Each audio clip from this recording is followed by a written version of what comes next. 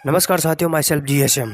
अभी हाल ही में बहुत ही लार्ज स्केल पर जो हमारा भारत देश है उसका समीप उसका पड़ोसी जिसे हम रोटी बेटी के संबंध से भी जाने जाते हैं वो है नेपाल, जो कि विश्व में कभी भी गुलाम नहीं बना। उस नेपाल में अभी आपको पता होगा कि कुछ ही समय पहले तख्तापलट हुआ था। वहाँ की जेनजी ने बहुत ही मास लेवल पर प्रोटेस्ट करके वहाँ के जो जो सरकार चल रही थी पहले की उसको तख्तापलट करके वहाँ पर बालेन शाह, जो कि एक सिंगर भी हैं और एक स्टूडेंट भी रहे हैं, मतलब स्टूडेंट भी थे, तो उन्होंने वो सत्ता संभाली थी। और अभी उन्होंने जैसे ही सत्ता संभाली वो बिल्कुल ही चाइना प्रो हो गए थे और जो भारत देश से उसको दरकिनार कर रहे थे। लेकिन शायद वो भूल गए कि उनका जो संबंध है वो अभी ज़्यादा से ज़्यादा महज 35-40 साल के होंगे, लेकिन जो भारत का संबंध है वो 3500 से 4000 साल पहले से ही चला आ रहा है।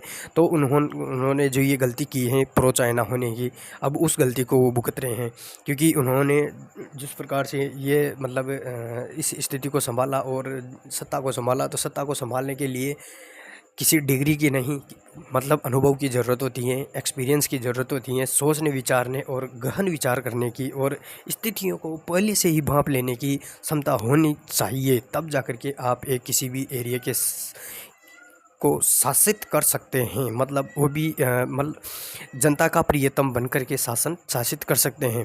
तो अभी आप देख पाओगे कि जो नेपाल है वहाँ पर भारी मात्रा में मतलब एक दूसरे से गृह युद्ध चल रहा है हिंदू और मुस्लिम के बीच। हालांकि मैं ऐसा वर्ड यूज़ नहीं करना चाहता, लेकिन जो जो भी स्थिति है वो बतानी पड़ेगी। तो वहाँ पर हिंदू और मुस्लिम के बीच में बहुत सारा खतरनाक दंगे हो रहे हैं। पहले तो कुछ समय पहले वहाँ पर मुहर्रम निकाला गया था, तो जो भी मुहर्रम के जो भी मुस्लिम लोगों के जो भी झंडे हैं उन्होंने लगाए थे।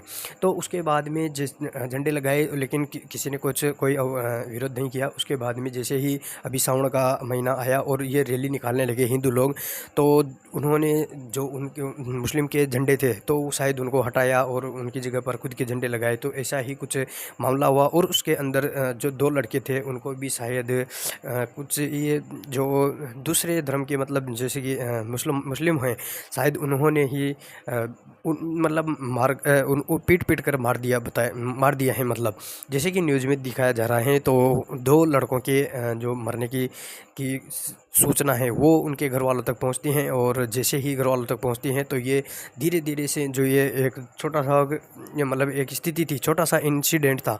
ये छोटा सा इंसिडेंट ही एक बहुत भारी मात्रा में लार्ज स्केल पर मतलब प्रोटेस्ट का आंदोलन का मतलब ये युद्ध का रूप ले लेता है, मतलब एक दूसरे के बीच में गृह युद्ध का रूप ले लेता है। और जितने भी पाकिस्तान के अंदर जो मस्जिद हैं वो उनको ये जो हिंदू लोग हैं वो जला देते हैं, वहाँ के झंडे वगैरह सबको जला देते हैं। और जो मुसलमान हैं वहाँ पर मतलब एक दूसरे से लड़ भिड़ करके उनको घरों से बाहर निकाल दिया गया है। मतलब नेपाल एक तरह से बिल्कुल पूरी तरीके से मतलब अस्थिर हो चुका है। और वहाँ के बालेन शाह हैं, उनका कहना है कि अभी हम जो हैं वो पाकिस्तान मतलब चाइना से डील करने की बातें कर रहे हैं। उनको अपने देश में हो रहे गृह युद्ध की शायद पता नहीं भान भी है या नहीं है, लेकिन वहाँ पर जो मुस्लिम्स लोग हैं वो वहाँ पर छोड़ करके लगभग से बहुत सारे मुस्लिम लोग भूटान की तरफ रूट कर रहे हैं, कुछ कर रहे हैं मतलब। तो क्योंकि एट द एंड कोई भी इंसान हो, हिंदू हो या मुस्लिम, उसको अंततः एक शांति ही चाहिए, पीस चाहिए। जैसे कि हम अभी देखते हैं मिडिल ईस्ट में जो भी डेवलप्ड कंट्रीज़ हैं बढ़िया से, जैसे कि UAE हैं, सऊदी अरेबिया हैं, तो वहाँ पर इस तरह से कोई भी मतलब जो सरकार है वो बहुत ही कम्युनिकेशन तरीके से और बहुत ही तरीके से संभालती हैं। तो इसी प्रकार जो ये स्थितियाँ हैं ये बिगड़ती हुई हैं। और जो भी राजनीति के अंदर अगर किसी भी जाति मज़हब को ला कर के अगर राजनीति होती हैं तो वो ज़्यादा लंबे समय तक टिक नहीं पाएगी और शांति से शासन नहीं कर पाएगी। उसके अंदर कुछ ना कुछ लफड़ा तो होगा ही। अब अभी जो सत्ता भले ही इन्होंने ऑक्यूपाई कर ली बालेन शाह ने, लेकिन ये किस तरह से इसको संभालते हैं तो ये एक प्रकार से उनके ऊपर प्रश्न चिन्ह है। अभी आगे देखते हैं कि जो ये मतलब एक तरह से गृह युद्ध चल रहा है वो आगे जाकर कहाँ पर जाकर के थमता है।